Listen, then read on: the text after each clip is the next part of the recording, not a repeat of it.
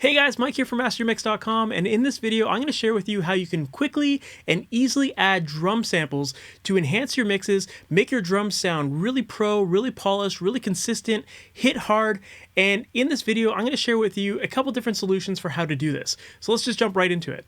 Alright, so let me take you inside of a drum session that I've got here, and let's listen to what these drums sound like naturally.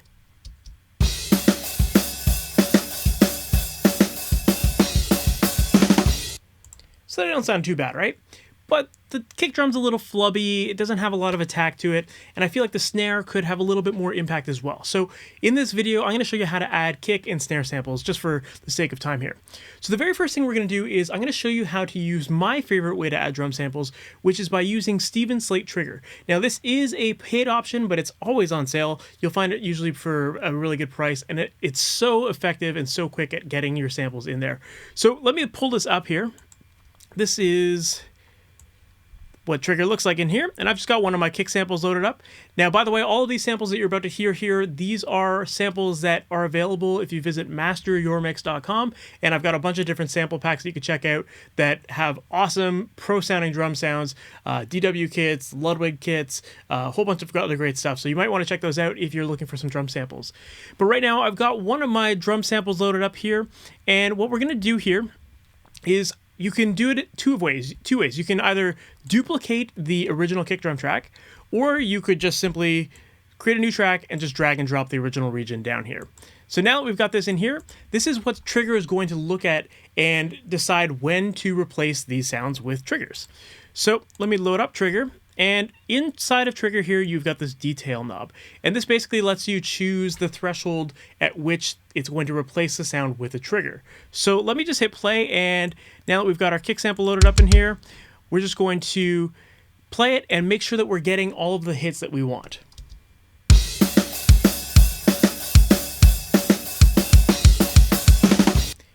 Pretty quick and easy. Basically what I like to do is I like to get it as low as possible, but without getting into some of the bleed that you'll see here. One easy way to get rid of some of that bleed is to use the filter options on the side here. If it's a kick drum, for example, you know you have a lot of low end energy, so you might want to roll off some of the top end so that you don't have any cymbal bleed coming into Trigger. So one more time, now that I've just rolled down this high cut, we're focusing a lot more on lower frequencies. Let's check this out.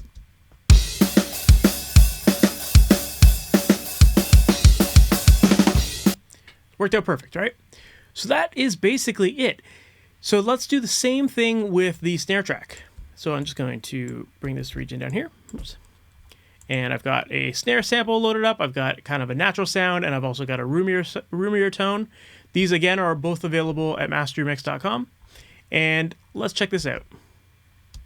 Let me unmute the snare. There we go, that's good.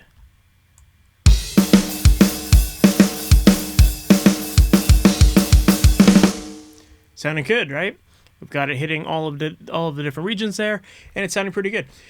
Now, what I like about Trigger is that, as you can see, it's very easy to use, and it also keeps dynamics pretty intact. So if you have multi-velocity samples, which you could use, it allows you to keep a lot of that dynamic range in there, which is really cool. It sounds natural. It doesn't make it sound like everything is one constant velocity, one constant level. It keeps that natural sound to it. Now you can change that if you want. Inside of the curves window here, you can change the amount of dynamic range that you have on your samples, and you can also choose which samples to use. So if you crank the velocity, it's going to give you the harder hitting sounds. So just a cool option here if you want to have a little less dynamic range in your tracks and have a little bit more consistency. So for example, let me just cut this in about half with dynamics, and we'll go with some harder hits.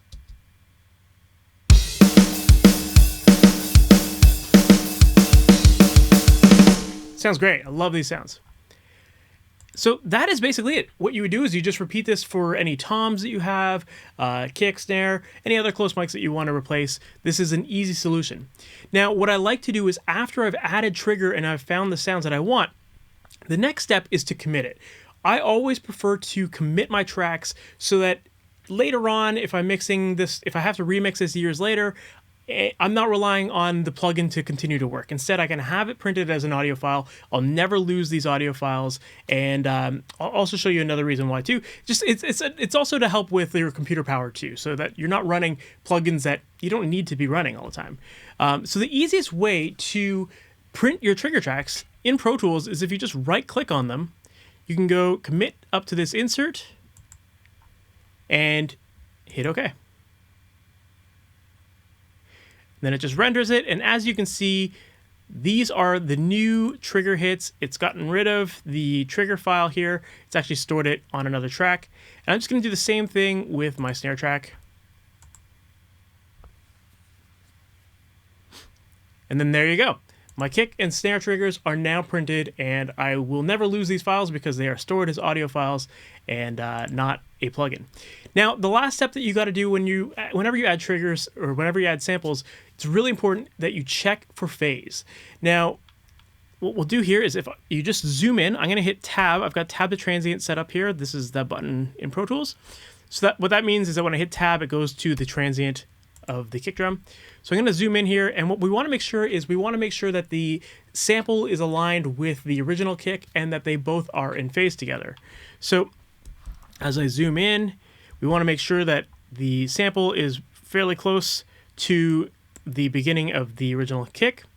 This looks like it's fairly good here. And we also want to check for the crest of the waveform. We want to make sure that whenever it goes up on one, it also goes up on the other and down on the other. So as you can see here, everything seems to be aligned here. When it goes up, it goes up. When it goes down, it goes down. Now, if the audio regions are shifted and they're not starting at the same time, sometimes you'll hear a flamming kind of sound. We definitely want to avoid that.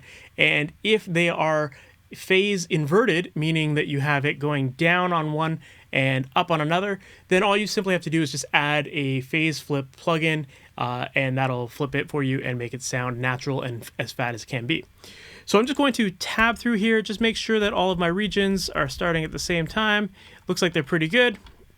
And if we listen to just our kick tracks here, make sure we're not hitting any flamming and that we haven't triggered any kicks when they're not supposed to be.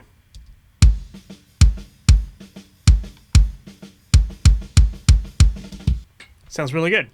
And I'm going to do the same thing real quickly with the snares here. Just make sure that those are all aligned. Yep, they look like they're good. Sometimes you'll get a little bit of ringing sound depending on how close the notes are. But as long as these are all at the same time, that's all that matters.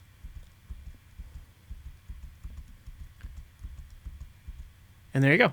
So it can take a little bit of time just to make sure that you've got everything properly phase accurate, but this is super critical because if they aren't accurate or they don't start at the same time, you're going to hear these weird notes happening where things sound thinner, or you're going to hear duplicate hits or mistriggered hits, and you definitely don't want that. So the easiest way to do it is just what I showed you here. Just make sure visually that everything lines up. Use your ears, make sure that everything sounds as full as it can, and that nothing needs to be phase inverted. So that is the very first method, which is just simply using Stephen Slate Trigger. This is by far my favorite way to do this because it's so fast, so easy, and it works great. So now if we were to listen to these tracks with the samples in here, let's check this out. So let me just unmute these, and I'll play it first without the samples in there.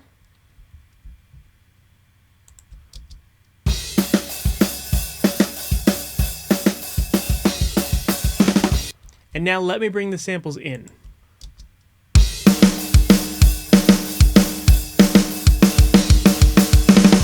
So very quickly, we immediately have an amazing pro sounding drum kit. So this is one reason why samples are so important, and that's why modern recordings tend to have samples in them. So if you want your recordings to sound pro, you need to be adding some samples in. Now let me show you a different way to add some samples in, and this is going to be using one-shot samples. So when it comes to using one-shot samples, the difference between this and something like a trigger file is that it's literally just one hit of the drums. So we just have an audio file for that, and the easiest way to do that is to just bring it into your session, which I've already done here, and I'm just going to hit cut, and the next thing we're going to do is we're just going to tab to all of the kick hits, and we're going to paste the kick sample on the track below. So I'm going to hit tab, and then in Pro Tools, if you hit the semicolon key, that brings you down to the track below it, and then you can hit V to paste it. And so basically what we want to do here is just kind of repeat that exact same process for all of the kick hits. So I'm just going to tab to the next kick hit and continue to do it like this.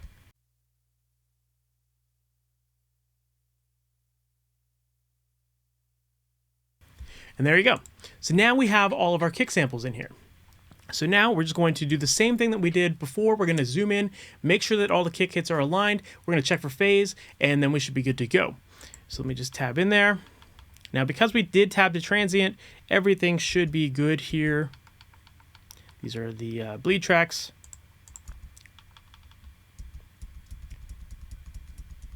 Looks good.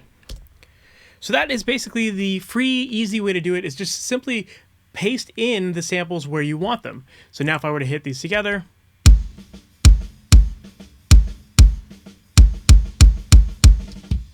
there you go, right?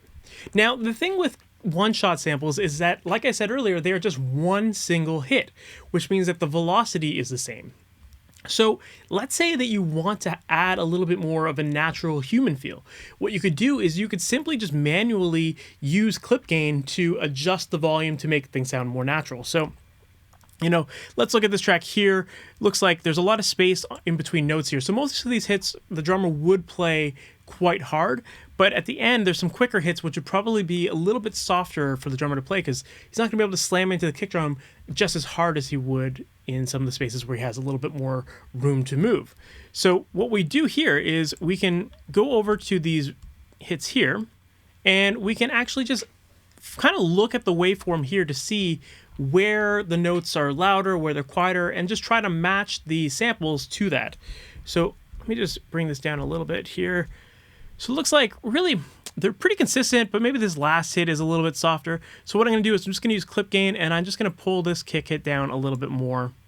And let's see, maybe we could just do it like this. Just bringing it down slightly. And now that I've done that, let's just listen to it and see if it feels a little bit more natural.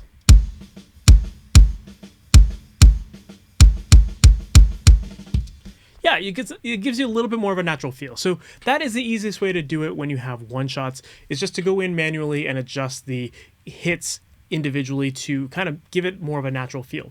The final way that I'm going to show you how to add drum samples is by using MIDI. So one great plugin that I love to use when it comes to MIDI is MasterYourMix, and you can actually get this for free on their website. They've got a limited version, but it's still free and it works great. So what we're going to do here is we're going to take our kick drum track, our dry kick drum track. We're going to highlight the region that we want. I'm going to go to my audio suite menu. We've got MasterYourMix. And what Massey has is this great analyzer. It's very similar to Slate, but instead it's going to output with MIDI. So what we can do is we're going to hit Analyze, and it's going to it's going to analyze the waveform, and then what we want to do is we can see that it's marking off all of the individual hits, but it's got some of the snare drum bleed in the background, which we don't want.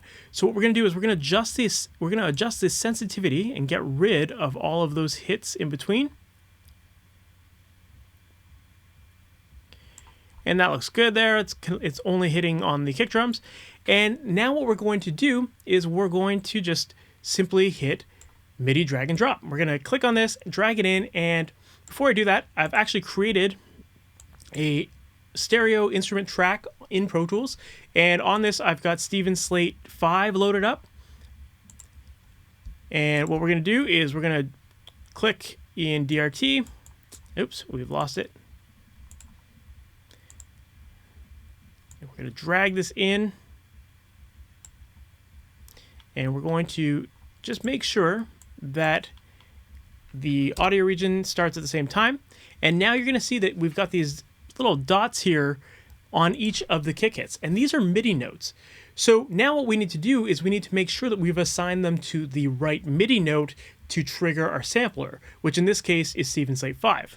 So if I double click on this, we get into the Pro Tools MIDI editor, and what I'm going to do is I'm just going to click and hold and scroll through the piano roll until we find the kick drum sound. So let's do this. There we go. Kick drum right there. So what we're going to do is we're going to just copy these. We're going to highlight them, and we're just going to move them up to the kick drum track. And now, if I were to hit play and just solo this, we've got our kick drum in there. So now the next thing we want to do is, again, we want to make sure that the MIDI notes aligned with the kick hits. So we'll do that.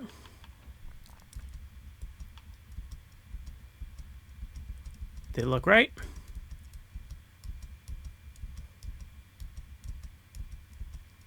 There you go. And then just load up your kick sample, and we're going to hit play.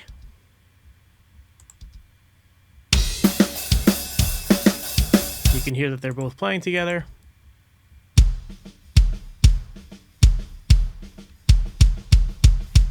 And the last thing I would do is just check for phase one more time. Now, because we don't have an audio waveform to look at, we can just use a plugin that has a phase invert button here. So we've got one right here. So we're going to bring in this plugin, and first we'll listen to it with the phase just like normal.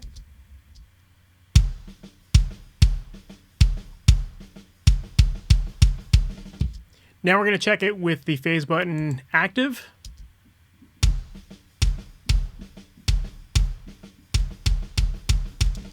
So it definitely sounds a lot thinner when that phase button is pressed, which means that it was properly in phase before, so we don't need to have this on. One more time, I'll quickly go back and forth between the two of them so you can hear the difference. So here it is first with it off. Now with it on.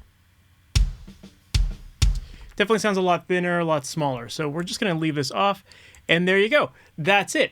Now, the last step you got to do here, if you want to commit this to audio, again, we can just right click on this and hit commit to this insert. And now we have our audio file right there, permanently saved. So we never have to worry about, do we have the same MIDI sampler? You know, if they ever came out with a new version of Steven Slate, maybe that sample that I used there wouldn't load up. So by having it saved as an audio file, it means that I will always have this file embedded in my Pro Tools session. So that is the easiest way to store your audio files whenever you work with MIDI triggers. So there you go, guys. Those were 3 easy ways to add samples to your drum tracks when you're mixing. And as you can see, it's really easy to do, and it can greatly enhance your tracks, make them sound a lot better. And if you start off with drum tracks that are maybe lacking in some qualities, well, adding samples is an amazing way to quickly beef them up, give them the attack they need, give them the thump that they need, whatever is missing from that original file, and add a sample that will help augment it and make your drum sound so much better. So one more reminder, if you're looking for some drum samples, visit MasterYourMix.com. On the website, I've got a bunch of sample packs that have high quality drum tracks that are recorded in pro studios using pro gear. They sound amazing, and we've got trigger only files, we've got one shots, we've got multi velocities, there's room tracks, there's a whole bunch of stuff, a lot of variety within these kits, and they're going to help make your tracks sound a lot better really, really quickly. So once again, MasterYourMix.com, and that's it for this video, guys. We'll talk soon. Take care.